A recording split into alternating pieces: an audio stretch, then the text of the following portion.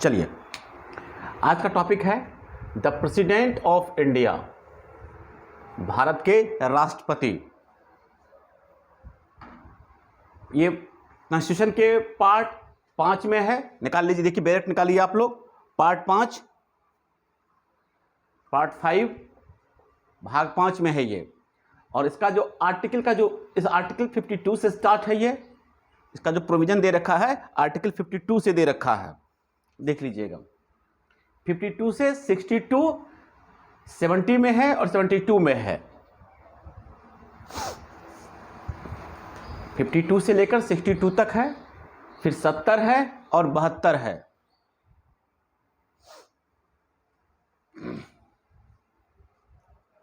Article 52, the president of India, there shall be a president of India. Article 52 कहता है there shall be a president of India, Bharat में एक राष्ट्रपति होगा। ठीक है ना, there shall be a president of India, Bharat का एक राष्ट्रपति होगा, भारत में एक राष्ट्रपति होंगे।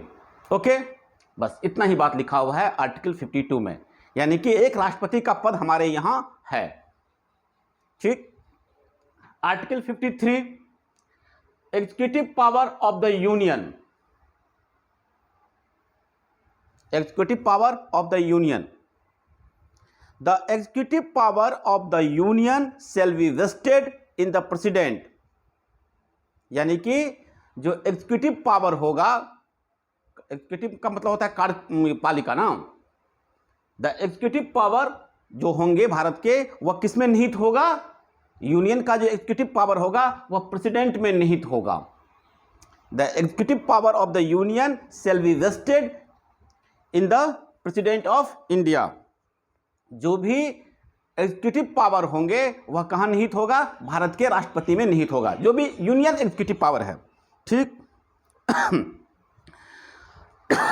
And shall be exercised by him either directly or through officer subordinate to him in accordance with the constitution. अब जो ये चीज कहा गया है कि जो ये क्या कहते हैं, कार्यपालिका जो अधिकार है, एग्जीक्यूटिव पावर जो है, वो जो है वो किस में निहित होगा? राष्ट्रपति में होगा। और वह इनका इस्तेमाल, ठीक है ना, या तो स्वयं करेंगे, उस पावर को जो वो करेंगे, इस्तेमाल करेंगे, वो तो या खुद करेंगे या अपने सबऑर्डिनेट के थ्रू करवाएंगे, जैसा कि कॉन्स्टिट्यूशन में आगे मेंशन किया गया होगा, लिखा गया होगा। राष्ट्रपति का सबऑर्डिनेट कौन होता है? राष्ट्रपति का सबऑर्डिनेट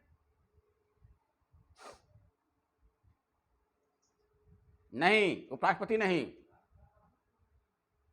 केंद्रीय मंत्रिमंडल,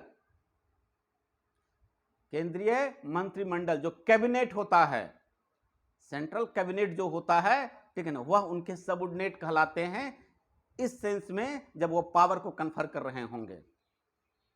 ओके, जब वह राष्ट्रपति डायरेक्टली कोई काम तो करते नहीं हैं, वो किसके थ्रू करवाते हैं, या जो पावर को जो डेलीगेट करते हैं किसके थ्रू करते हैं? तो कैबिनेट के थ्रू करते हैं। अब देखते हैं कौन करते हैं, प्रधानमंत्री करते हैं, गृह मंत्री करते हैं, रक्षा मंत्री करते हैं, सब अपने अपने डिपार्टमेंट का काम वो लोग खुद करते हैं। नहीं,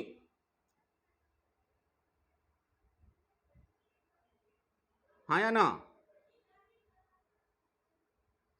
हाँ, देन यही चीज यहां पे लिखा हुआ है कि they shall be exercised by him, या तो वह खुद उनका क्या करेंगे, उनको पावर को कन्फर करेंगे, either directly or through officer subordinate to him. किसके हिसाब से? तो लॉ जो कॉन्स्टिट्यूशन में लिखा गया है उसके हिसाब से, जो उनके सबऑर्डिनेट होंगे वह क्या करेंगे, उसके द्वारा वो पावर को एक्सरसाइज किया जाएगा। Article 53 clear? क्लियर? इसी में एक बात और लिखा हुआ है, 2 नंबर देखिएगा। Without prejudice to the generality of the foregoing provision, the supreme command of the defense forces of the union shall be vested in the president and the exercise thereof shall be regulated by law। ठीक है ना, यानी कि हमारे यहाँ जो सेना है, फोर्सेस है, चाहे जल सेना हो, वायु सेना हो, थल सेना हो, ये जो फोर्सेस है हमारे यहाँ, क्या है, उनका हेड कौन होता है? उनका हेड प्रेसिडेंट होते हैं। जो फोर्सेस हैं, ठीक है ना, उनका हेड प्रेसिडेंट होते हैं। ये याद रखिएगा, ठीक है ना। देखिए लिखा हुआ है आर्टिकल 53 क्लॉज 2 में लिखा हुआ है defence forces of the union shall be vested in the president. ये सुप्रीम कमांड होते हैं। मिल गया सबको? आर्टिकल 53 क्लॉज 2 में देखिएगा, फोर्सेस के जो सुप्रीम कमांड होंगे वह कौन होंगे? प्रेसिडेंट होंगे। तो हम लोग इसको आगे पावर में देखेंगे, जब प्रेसिडेंट का पावर पढ़ रहे होंगे वहां देखेंगे। चलिए next, qualification of the election as president. Bharat के राष्ट्रपति होने के लिए क्या क्या क्वालिफिकेशन होनी चाहिए, पता है आप लोगों को? भारत के राष्ट्रपति होने के लिए क्या क्या क्वालिफिकेशन चाहिए? उनका जो क्वालिफिकेशन है वह आर्टिकल 58 में लिखा हुआ है। Article 58, article 58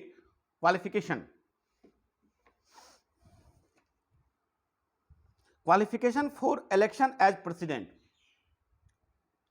no person shall be eligible for election as president unless, यानी कि कोई भी इस देश का प्रेसिडेंट नहीं होगा जब तक कि नहीं, यानी कि जब तक वह इस क्वालिफिकेशन जो कि लिखा गया है हमारे आर्टिकल 58 में जो क्वालिफिकेशन लिखा हुआ है, जब तक ये क्वालिफिकेशन उनके अंदर नहीं होगी वह भारत का राष्ट्रपति नहीं होंगे। तो क्या क्या क्वालिफिकेशन चाहिए आर्टिकल 58 के हिसाब से भारत के राष्ट्रपति होने के लिए? तो सबसे पहला, is a citizen of India. वह क्या होने चाहिए? भारत का नागरिक होना चाहिए, सिटीजन।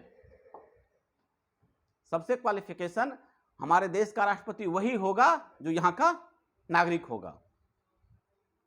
दूसरा, has completed the age of 35 years. उनकी उम्र 35 साल होना चाहिए। 35 साल से कम के लोग भारत के राष्ट्रपति नहीं हो सकते हैं। जो 35 साल से ज्यादा जिनका एज हो गया होगा, या 35 या उनसे ज्यादा, वही हमारे देश के राष्ट्रपति हो सकते हैं। दूसरा क्वालिफिकेशन। तीसरा qualification, is qualified for election as a member of the house of the people. ठीक है ना। अब ध्यान से समझिएगा इस बात को। दो चीजें तो समझ गए, क्या? कि वह भारत के नागरिक होने चाहिए, ठीक। 35 ईयर्स एज होना चाहिए, ठीक। तीसरा कह रहा है is qualified for election as a member of the house of the people. House of the people का मतलब होता है Lok Sabha. House of the people का मतलब होता है लोकसभा। ओके, तो लोकसभा में चुने जाने, उसके सदस्य चुने जाने की योग्यता उनके अंदर होनी चाहिए। एक लोकसभा के जो मेंबर होते हैं उनके अंदर जितनी योग्यता होती है ताकि वो लोकसभा का मेंबर हो सके, उतनी योग्यता इनके अंदर होनी चाहिए, चुने जाने की योग्यता इनके अंदर होनी चाहिए। Is qualified for election as a member of the house of the people. ये नहीं कह रहा है इसमें कि वह लोकसभा के सदस्य होने चाहिए। आप लोग कंफ्यूज मत होइएगा इस बात से, समझ रहे हैं? ये नहीं लिखा हुआ है कि वह लोकसभा के सदस्य होने चाहिए। वह यह लिखा हुआ है इसमें is qualified for election as a member.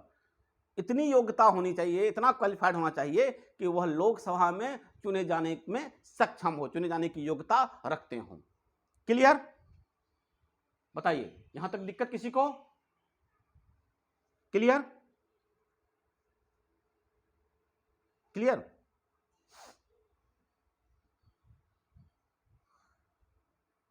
Next clause 2 देखिएगा।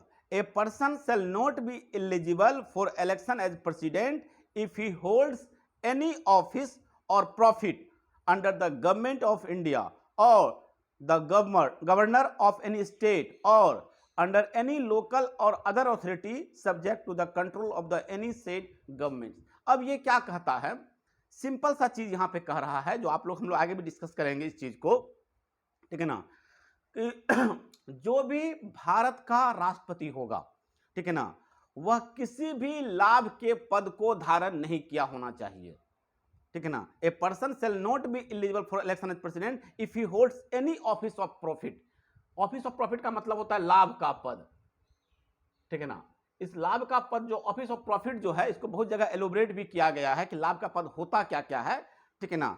तो इनका जो सिंपल सा मतलब आप लोग यहां समझ लीजिए इस चीज को, ठीक है ना, कि ऑफिस ऑफ प्रॉफिट का मतलब होता है ऐसा कोई पद, ठीक है ना, जिसमें जो आपको सैलरी दी जाती है वह गवर्नमेंट के द्वारा डायरेक्टली या इनडायरेक्टली जो है वो सैलरी आप मिलता है उसको, ठीक है ना। कोई भी मतलब गवर्नमेंट, स्टेट गवर्नमेंट हो, सेंट्रल गवर्नमेंट हो, जिसमें कि किसी न किसी राज्य या केंद्र का जो पैसा है वो इन्वॉल्व हो, सैलरी के रूप में आपको मिल रहा हो, उसको लाभ का पद बोलते हैं इन जनरल, ठीक है अर्पणा, ओके। हाँ, अगर आपको किसी स्टेट गवर्नमेंट के द्वारा पैसा दिया जा रहा है, किसी कोई ऐसा पद है जिसमें कि स्टेट गवर्नमेंट सैलरी दे रही है आपको या सेंट्रल गवर्नमेंट आपको सैलरी दे रही है, तो हम लोग इन जनरली उसको लाभ का पद मानते हैं। तो भारत का राष्ट्रपति होने के लिए यह क्राइटेरिया है कि आप किसी भी लाभ के पद पे ना हो, ठीक है ना। और the governor of any state, governor of any state, किसी भी राज्य के आप राज्यपाल नहीं होने चाहिए, ठीक है ना। Or under any local or other authority subject to the control of any state government, ये लिख भी दिया है, ठीक है ना। ऐसा कोई पद नहीं होना चाहिए जो गवर्नमेंट के कंट्रोल में है, जो गवर्नमेंट के नियंत्रण में है, जहां गवर्नमेंट का पैसा लगा हुआ है, जहां गवर्नमेंट आपको सैलरी दे रही है, ठीक है ना, किसी भी तरह से, तो वह जो पद कहलाएगा वो लाभ का पद कहलाएगा। तो वो लोग जो लाभ के पद को होल्ड किए हुए हैं वह भारत का राष्ट्रपति नहीं होगा। यानी कि भारत के राष्ट्रपति होने के लिए आपको, आप उसका इलेक्शन फाइट करना चाहते हैं तो पहले आप उस पद से क्या कीजिए, रिजाइन दीजिए, नहीं उसके बाद आप इलेक्शन फाइट कीजिए, और अगर प्रेसिडेंट बन गए तो फिर आप बन गए। Clear, clear.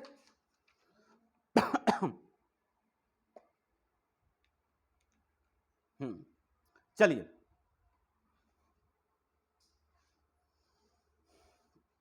अब आ जाइए condition for president's office, article 59। Next article आइए, conditions for president's office, article 59 निकाल लीजिए, article 59। The president shall not be a member of either house of parliament or of a house of the legislature of any state, and if a member of the either house of parliament or a house of the legislature of any state be elected president, he shall be deemed to have vacated his seat in that house on the date on which he enters upon his office as president। देखिए यह भी एक मतलब कि qualification के अंदर इसको हम लोग मर्ज करते हैं। क्या चीज कह रहा है कि जो प्रेसिडेंट होंगे shall not be a member of either house of parliament, किसी भी सभा के सदस्य नहीं होंगे, ना लोकसभा के ना राज्यसभा के, ठीक है। Not be a member of either house of parliament, जो भारत के राष्ट्रपति होंगे वह ना लोकसभा के सदस्य होने चाहिए ना राज्यसभा के सदस्य होने चाहिए, और of a house of the legislature of any state, और ना राज्य के किसी विधानसभा विधानमंडल के सदस्य होने चाहिए। क्लियर। और अगर कोई ऐसा आदमी जो एमपी है या एमएलए है, तो एमपी होगा पार्लियामेंट का सदस्य और एमएलए होगा राज्य में जो विधानसभा होता है या विधानमंडल होता है उसका सदस्य होगा, ओके। अगर वह उसका सदस्य है और वह इलेक्शन फाइट करता है और जीत कर राष्ट्रपति बन जाते हैं मान लीजिए, तो जिस दिन वह अपने ऑफिस इंटर करेंगे, यानी कि ऑफिस इंटर को हम लोग जनरली जिस दिन वो ओथ लेंगे एज ए प्रेसिडेंट, तो जिस दिन वो ओथ लेंगे एज ए प्रेसिडेंट, जिस सभा के वो सदस्य हैं वो सीट खाली माना जाएगा। मान लीजिए कि एक आदमी एमपी है, ठीक है ना, बिहार राज्य के किसी भी, ठीक है ना, कॉन्स्टिट्यूशनल से वो क्या है, एमपी हैं। मान लीजिए वह पूर्णिया के एमपी हैं या कटिहार के एमपी हैं, कहीं के वो एमपी हैं, ओके। तो मान लीजिए वो इलेक्शन फाइट के प्रेसिडेंट का और वो जीत गए, तो जिस दिन वो ओथ लेंगे प्रेसिडेंट का, पूर्णिया का जो एमपी सीट है वह खाली माना जाएगा। क्लियर। यानी अब वो एमपी नहीं रहेगा, फिर से यहां पे एमपी का इलेक्शन करवाना पड़ेगा। ओके, क्लियर हुआ ये? अनुपमा, अर्पणा, पिंकी, मौसमी।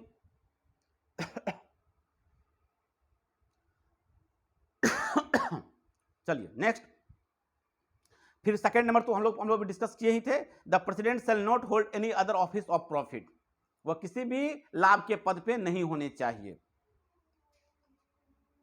The president shall be entitled without payment of rent of the use of his official residence and shall also be entitled to such emoluments, allowance and privilege as may be determined by parliament by law and until provision in that behalf is so made, such emoluments, allowance and privilege are be specified in the second schedule। ठीक है ना, यानी कि आप लोग को पता है राष्ट्रपति कहां रहते हैं? राष्ट्रपति साहब कहां रहते हैं? हमारे भारत के राष्ट्रपति कहां रहते हैं? नहीं जानते हैं आप लोग? दिल्ली में तो रहते ही हैं। दिल्ली में कहां रहते हैं? कनॉट प्लेस में रहते हैं दिल्ली में। हाँ, राष्ट्रपति भवन में रहते हैं। ठीक है ना, राष्ट्रपति भवन में रहते हैं। ठीक है ना, दिल्ली में प्रेसिडेंट हाउस है, पार्लियामेंट उसको बोलते हैं हम लोग, राष्ट्रपति भवन बोलते हैं हम लोग, बहुत बड़ी बिल्डिंग है, उसमें राष्ट्रपति रहते हैं। तो ये चीजें लिखा हुआ है कि ठीक है ना, कि without payment of rent of the use of his official residence, यानी कि कुछ कुछ चीजें लिखी हुई है इसमें कि राष्ट्रपति को ये सब सुविधा जो है मुफ्त में दी जाएगी, चिकित्सा, ठीक है ना, या और कोई प्रिविलेज, ठीक है ना, जैसा कि कॉन्स्टिट्यूशन में लिखा हुआ है, ठीक है ना, वो सब सेकंड शेड्यूल में वह सब सुविधा उनको प्रिविलेज के रूप में मुफ्त में उनको मुहैया कराई जाएगी। भारत के प्रथम नागरिक होते हैं। हमारा देश, हमारे प्रेसिडेंट जो होंगे वह फर्स्ट सिटीजन कहलाता है, इंडिया का फर्स्ट सिटीजन। तो उनको बहुत सारी प्रिविलेजेज मिला हुआ है, उनको बहुत सारी सुविधाएं दी गई हैं। आप लोग को बताए भी हैं कि जब तक कोई भारत का राष्ट्रपति होगा उस पर किसी भी तरह का क्रिमिनल केसेस, किसी भी तरह का सिविल केसेस उस पर नहीं चलेगा, क्योंकि उनको प्रिविलेज मिला हुआ है। ओके, हमारे कॉन्स्टिट्यूशन की तरफ से उनको क्या मिली हुई है? सुविधा मिली हुई है। तो थर्ड नंबर में यही सब बातें लिखी हुई हैं कि उनको क्या क्या प्रिविलेज मिला हुआ है, कि क्या क्या इसको अलाउंस मिलेगा, क्या सेल मतलब क्या क्या सुविधाएं दी जाएगी, वो 3 में लिखा हुआ है, 59 के क्लॉज 3 में। फोर्थ में लिखा हुआ है the emoluments and allowance of the president shall not be diminished during the term of office। एक प्रेसिडेंट साहब जब तक अपने पद पे रहेंगे उनके अलाउंस में या जो उसको इमोलमेंट्स मिलता है उनमें किसी भी तरह की कटौती नहीं की जाएगी जब तक वो अपने पद पे रहेंगे। तो इसका सिंपल सा मतलब ये होता है कि मान लीजिए अभी जितनी सैलरी है एक प्रेसिडेंट की, अभी मान लीजिए एक एग्जांपल दे रहे हैं, समझिएगा कि मान लीजिए कि अभी सैलरी 5 लाख रुपये है और कोई आदमी इस 5 लाख के सैलरी पर प्रेसिडेंट बना हुआ है, या जो भी उनको इमोलमेंट्स मिल रहा है, मान लीजिए सब मिला के 5 लाख हो रहा है, तो जब तक वह राष्ट्रपति रहेंगे इस 5 लाख रुपए में कटौती नहीं की जाएगी। ओके, और अगर कटौती की भी जाती है बाय पार्लियामेंट तो जो नेक्स्ट प्रेसिडेंट आएंगे उन पर यह रूल अप्लाई होगा। इन प्रेसिडेंट साहब जो अभी सिटिंग हैं, जो कि अभी हैं, उन पर यह अप्लाई नहीं होगा। क्लियर? ओके, अगर पार्लियामेंट कोई लॉ भी बनाती है जिसमें कि प्रेसिडेंट का जो सैलरी वगैरह या सुविधा वगैरह सब अगर घटाया जाता है तो वह जो अगले राष्ट्रपति आएंगे वो उन पर अप्लाई होगा, जो अभी प्रेजेंट में हैं उन पर यह अप्लाई नहीं होगा। ओके, यानी कि कार्यकाल के दौरान राष्ट्रपति को किसी भी तरह की जो सुविधाएं हैं उनमें किसी भी तरह की कटौती नहीं की जाएगी। क्लियर?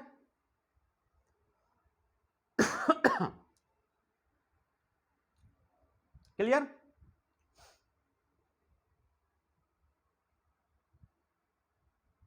नेक्स्ट आ जाइए, इलेक्शन ऑफ प्रेसिडेंट, आर्टिकल 54। अब आ जाइए आर्टिकल 54 में आ जाइए, इलेक्शन ऑफ प्रेसिडेंट। कौन कौन पार्टिसिपेट करते हैं प्रेसिडेंट के इलेक्शन में? कौन कौन पार्टिसिपेट करते हैं? हम लोग पार्टिसिपेट करते हैं, बताइए। क्या भारत के राष्ट्रपति को हम लोग चुनते हैं? रवि, हम लोग नहीं चुनते हैं। हाँ, तो देखिए लिखा हुआ है इलेक्शन ऑफ प्रेसिडेंट, आर्टिकल 54, याद रखिएगा आप लोग। The president shall be elected by the member of an electoral college consisting of, ठीक है ना, यानी कि जो इलेक्टोरल कॉलेज है उनके द्वारा चुना जाएगा। यहां पे लिखा हुआ है the president shall be elected, Bharat के राष्ट्रपति चुने जाएंगे बाय द मेंबर, सदस्य के द्वारा, of N electoral college consisting of, electoral college के द्वारा। और इलेक्टोरल कॉलेज कैसे बनता है तो उसमें लिखा हुआ है A number, the elected member of both houses of parliament, ठीक है ना, पार्लियामेंट के दोनों सभा, लोकसभा और राज्यसभा के जो इलेक्टेड मेंबर हैं, ये ध्यान रखिएगा, यहां लिखा हुआ है elected member, not nominated, elected member. Lok Sabha में और राज्यसभा में नॉमिनेटेड मेंबर भी होते हैं। लोकसभा में कितने नॉमिनेटेड मेंबर होते हैं बताइए आप लोग, कोई लोकसभा नॉमिनेटेड मेंबर पूछ रहे हैं, इलेक्टेड मेंबर नहीं पूछ रहे हैं। कितने नॉमिनेटेड मेंबर होते हैं लोकसभा में? लोकसभा में 2 नॉमिनेटेड मेंबर हो सकते हैं जिनको प्रेसिडेंट साहब चुनते हैं, एंग्लो इंडियन को, ठीक है ना। और राज्यसभा में 12 नॉमिनेटेड मेंबर होते हैं। तो जो नॉमिनेटेड मेंबर रहेंगे वे लोग प्रेसिडेंट के इलेक्शन में पार्टिसिपेट नहीं करेंगे। क्लियर? यहां पे लिखा हुआ है जो केवल इलेक्टेड मेंबर होने चाहिए, लोकसभा के और राज्यसभा के इलेक्टेड मेंबर होने चाहिए। ठीक। B number, the elected member of the legislative assembly of the state, यहां लेजिस्लेटिव असेंबली लिखा हुआ है यानी विधानसभा, विधान परिषद नहीं, विधानसभा, यानी कि जो राज्य का जो विधानसभा होता है, ठीक है ना, उनके जो इलेक्टेड मेंबर हैं उनके द्वारा बनेगा कौन, क्या चीज, कॉलेजियम बनेगा, इलेक्टोरल कॉलेजियम बनेगा। यानी कितने लोग हो गए तो लोकसभा और राज्यसभा के चुने हुए प्रतिनिधि इलेक्टेड मेंबर और राज्य विधानसभा के चुने हुए प्रतिनिधि इलेक्टेड मेंबर। क्लियर? कोई दिक्कत? यानी कि यही लोग पार्टिसिपेट करेंगे भारत के राष्ट्रपति को चुनने में, उनके इलेक्शन में केवल इतने ही लोग पार्टिसिपेट करेंगे। डायरेक्टली हम लोग नहीं चुनते हैं बल्कि हमारे चुने हुए प्रतिनिधि उनको चुनते हैं। क्लियर? जो हमारे चुने हुए प्रतिनिधि हम लोग चुनते हैं ना, एमपी को चुनते हैं, एमएलए को चुनते हैं, और वो लोग मिलकर क्या करते हैं, राष्ट्रपति के इलेक्शन में पार्टिसिपेट करते हैं। लोकसभा, राज्यसभा के सदस्य और राज्य विधानसभा के सदस्य, और वो सदस्य कैसा, इलेक्टेड, ना कि नॉमिनेटेड। क्लियर?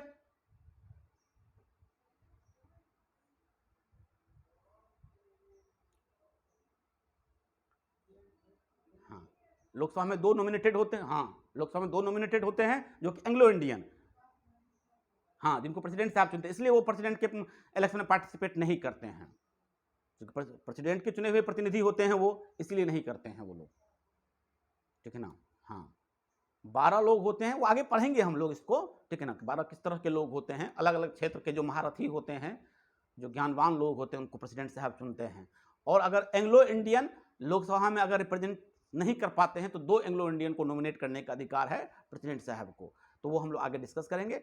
खाली याद रखिएगा, आप लोग कंफ्यूज मत होइएगा, elected member of the parliament और elected member of the state legislative assembly.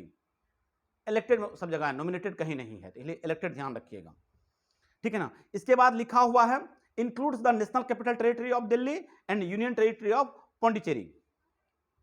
National capital Delhi के जो असेंबली है वहां भी जो कि लोग यूटी आता है, और पौंडीचेरी के भी यहाँ के जो चुने हुए प्रतिनिधि हैं, जो आपको एमएलए हैं, वो लोग भी पार्टिसिपेट करते हैं प्रेसिडेंट के इलेक्शन में।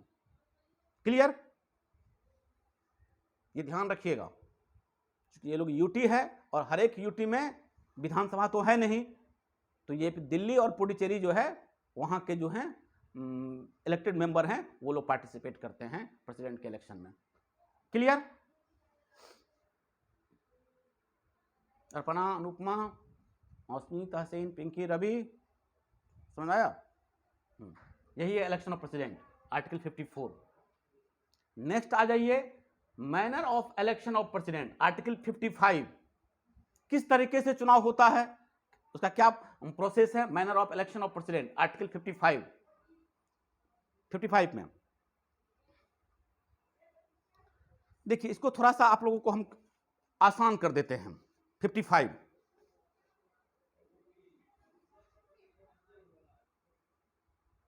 As far practicable, there shall be uniformity in the scale of representation of the different states at the election of the president. First में लिखा हुआ है, दूसरा में लिखा हुआ है for the purpose of securing such uniformity among the state. ये सब लिखा हुआ है, इसमें बहुत बड़ी बातें सब लिखा हुआ है. आपको कुछ कुछ चीजें हम सिखा देते हैं, आप सीख लीजिए इस चीज में आप लोग. आर्टिकल 55 में अच्छा, एक एमपी भी वोट करता है और एक एमएलए भी वोट करता है ना. एक स्टेट में जो है एमएलए वोट करता होगा, ठीक है ना, और जो हमारे मेंबर ऑफ पार्लियामेंट है वो भी वोट करते होंगे. उन लोगों के वोट का क्या वैल्यू होता है, कभी सोचे हैं आप लोग? क्या दोनों के वोट का वैल्यू सेम होता है?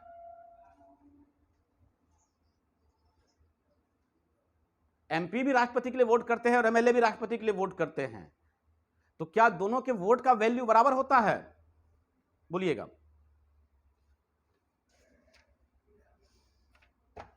एमपी और एमएलए दोनों वोट करते हैं राष्ट्रपति होने के लिए.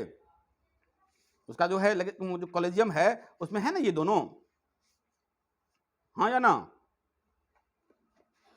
बोलिए. राज्यसभा में कितने सदस्य हैं? राज्यसभा में कितने सदस्य हैं राज्यसभा के?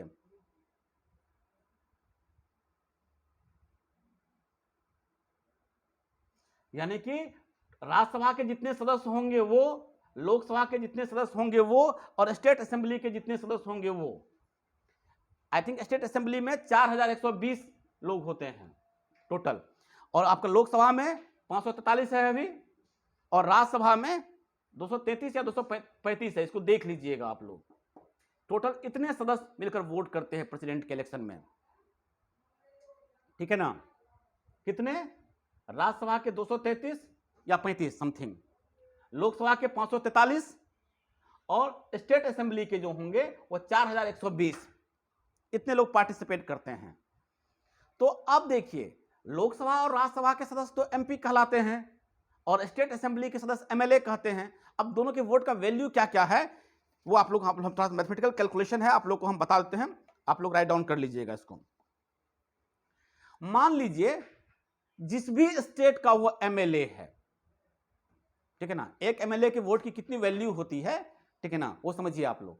जिस भी स्टेट का वो एमएलए है तो उसका स्टेट लिख लीजिएगा. स्टेट मैथमेटिकल कैलकुलेशन है, आप लोग थोड़ा सा इसको समझ लीजिएगा. स्टेट को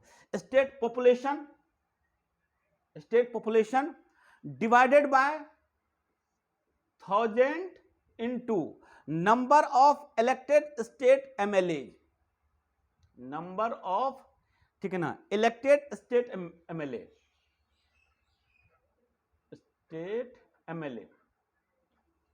ठीक है. यानी कि एक एग्जांपल दे रहे हैं कि मान लीजिए बिहार का एक एमएलए वोट कर रहा है प्रेसिडेंट के लिए, तो बिहार का जो स्टेट का जो पॉपुलेशन होगा वो लिख देंगे ऊपर आप लोग, और उसको डिवाइड करेंगे 1000 से. 1000 गुना जितना हमारे यहां स्टेट में एमएलए है. बिहार राज्य के विधानसभा में जितने एमएलए हैं मल्टीप्लाई 1000 से उसको डिवाइड कर देंगे बिहार की जनसंख्या को. समझे? हाँ या ना? मान लीजिए हम बिहार का एमएलए हैं, ठीक है ना, और हम वोट कर रहे हैं प्रेसिडेंट के लिए, तो मेरे वोट का कितना वैल्यू होगा? तो मेरे वोट का जो वैल्यू जब निकाला जाएगा तो निकाला जाएगा कि बिहार की जो टोटल पॉपुलेशन है, जो जनसंख्या है बिहार की, उसको डिवाइड करना है किस चीज से? 1000 गुना 1000 गुना जितना एमएलए का सीट है बिहार में. पिंकी, अनुपमा, मौसमी, समझे इस बात को? हाँ या ना? बोलिए बोलिए. कोई कुछ बोल नहीं रहे हैं.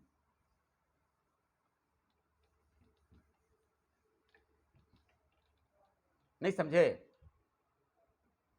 हाँ या ना?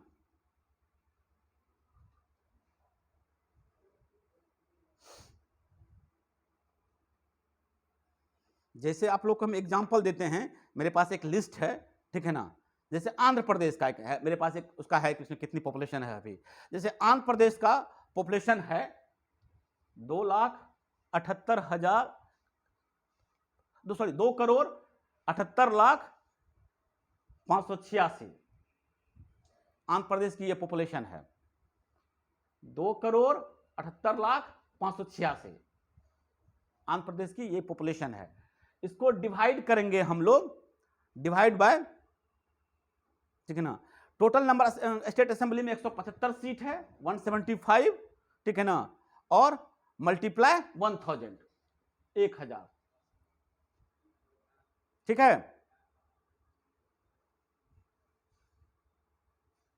क्लियर? ये बनकर आया कितना, जब इसको डिवाइड करेंगे आप तो वैल्यू ऑफ वोट्स ऑफ 159 आ रहा है, 159।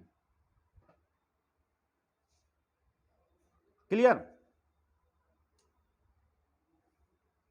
समझे इसको? ये मल्टीप्लाई, हाँ या ना? अनुपमा, अर्पणा, रवि, इस बात को समझे या नहीं समझे? आप लोग नहीं समझे?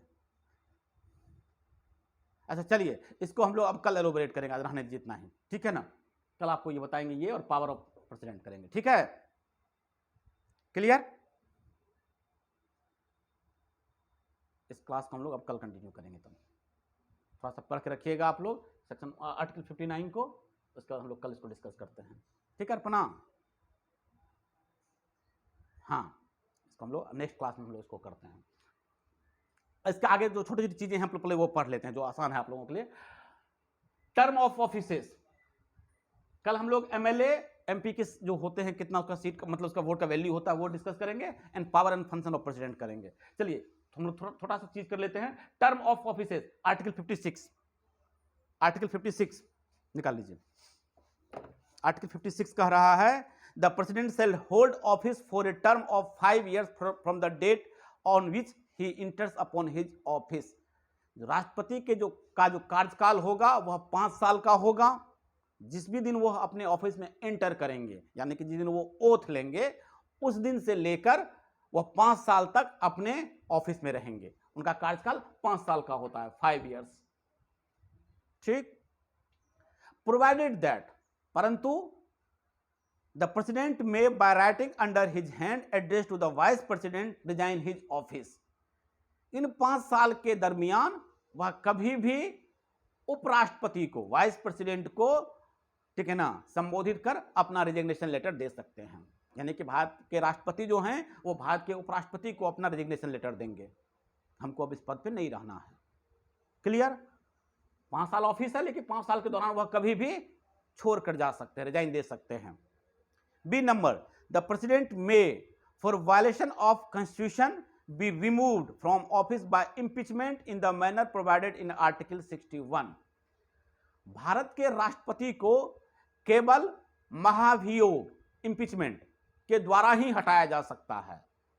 ये ध्यान रखिएगा आप लोग, जो कि आर्टिकल 61 में मेंशन किया गया है। इम्पीचमेंट का तरीका केवल उन तरीकों से ही भारत के राष्ट्रपति को, ठीक है ना, अपने पद से हटाया जा सकता है, और वह भी केवल एक ही शर्त पे, केवल एक ही गलती पे। क्या?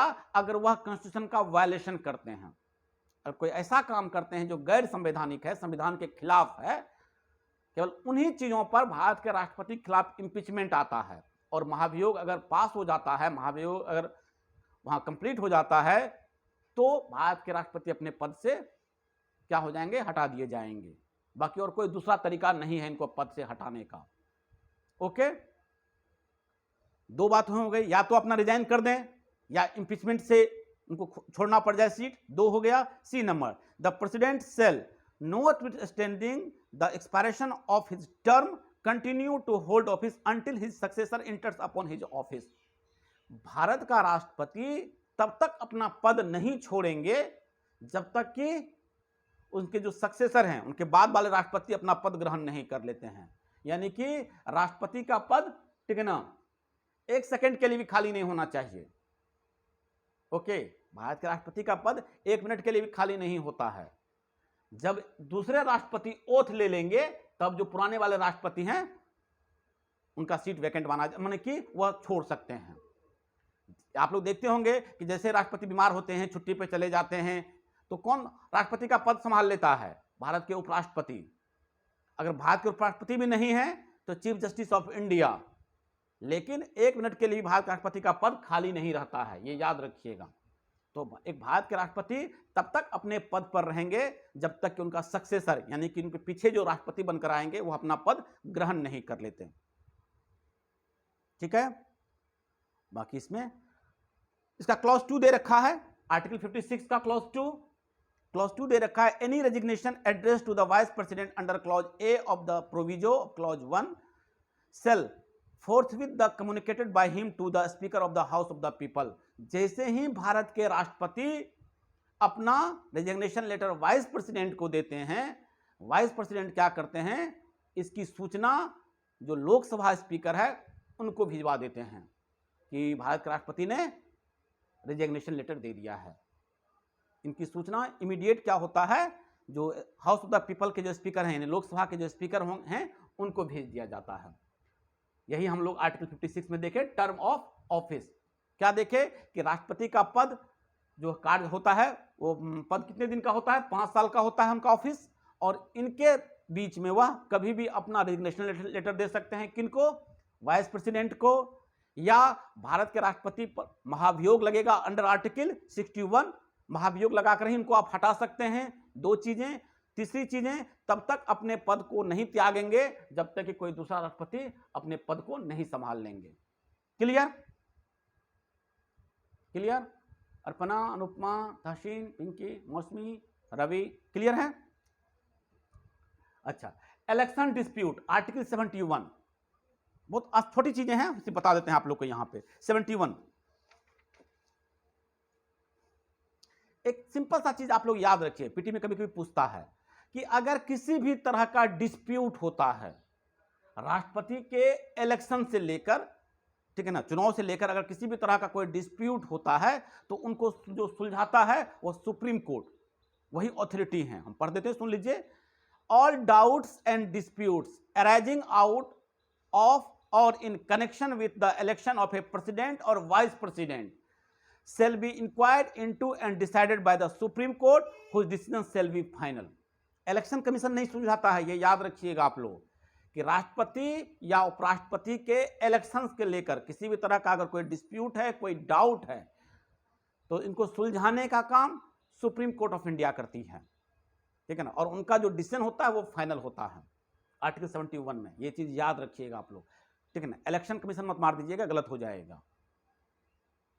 ठीक, if the election of a person as president और vice president is declared void by the Supreme Court, acts done by him in the exercise and performance of the power and duties of the office of president or vice president, as his case may be, or on before the date of the decision of the Supreme Court, shall not be invalidated by the reason of that declaration। अब ध्यान समझ लीजिए इस चीज को भी। अगर supreme court ने राष्ट्रपति या उपराष्ट्रपति, ठीक है ना, जो चुनकर लोग आए हैं, उनको अगर वॉइड कर देता है कि ये जो आदमी चुनकर आया है, इनका जो इलेक्शन है इसको वॉइड किया जाता है, ठीक है, यहां तक तो कोई दिक्कत नहीं है, उनका डिसीजन फाइनल है। लेकिन इस डिक्लेरेशन से पहले उन्होंने जो भी काम किया है, ठीक है ना, जो कुछ भी किया है वो इनवैलिड नहीं होगा। मान लीजिए कि कोई आदमी आज इलेक्शन जो है प्रेसिडेंट बनकर आ गया, हमारे देश के राष्ट्रपति बन गए, आज तारीख है मान लीजिए कि 7 मई है, मान लीजिए आज वो भारत के प्रेसिडेंट हो गए। 10 मई को या 15 मई को सुप्रीम कोर्ट ने कहा कि इस आदमी का जो चुनाव हुआ था एज ए प्रेसिडेंट वो हम वॉइड कर रहे हैं, शून्य कर रहे हैं। तो 7 मई से जो इन्होंने 14 मई तक काम किया वह इनवैलिड नहीं कहा जाएगा, वह इनवैलिड नहीं होगा। Clear? shall not be invalidated by reason of that declaration, underline कर लीजिएगा इसको, वह जो है इनवैलिड नहीं होगा। Clear? Next, subject to the provisions of the constitution, parliament may by law regulate any matter relating to connected with the election of a president or vice president। हाँ, parliament के पास सारा अधिकार है चुनाव संबंधी कोई भी नियम कानून अधिकार बनाने का। हमारे पास सारे जो नियम कानून बनाने का अधिकार होता है वो भारत के पार्लियामेंट के पास है, संसद के पास है। यहां भी वही चीज है। The election of a person as president or vice president shall not be called in question on the ground of existence of any vacancy for whatever reasons among the member of the electoral college electing him। किसी भी तरह का इन question नहीं किया जाएगा, ठीक है ना। Subject to the provisions of the constitution, constitution के प्रोविजंस के इतर यानी अलग जाकर हट के वो उसके कॉन्स्टिट्यूशन के अंदर ही रहेगा। Parliament may by law regulate any matter relating to connected with the election of a president, ठीक है ना। ध्यान समझिए, एक सॉरी हम गलत पढ़ दिए, एक minute. The election of persons as president और वाइस प्रेसिडेंट, यानी कि जो प्रेसिडेंट या वाइस प्रेसिडेंट का जो चुनाव है, ठीक है ना, shell not be called in question, उन पर क्वेश्चन नहीं किए जाएंगे ऑन द ग्राउंड, शर्त लिखा हुआ है इस ग्राउंड पे, of the existence of any vacancy for whatever, जो भी है, reason among the members of the electoral college electing him, electoral college ने जो हम बताए जैसे एमपी का जो एमपी चुनती है, एमएलए चुनती है उसको, वो जो इलेक्टोरल कॉलेज है उनके द्वारा जो चुना जाता है, ठीक है ना, इस ग्राउंड पे उनको किसी भी तरह का कोई क्वेश्चंस नहीं किया जाएगा। Article 71 clear.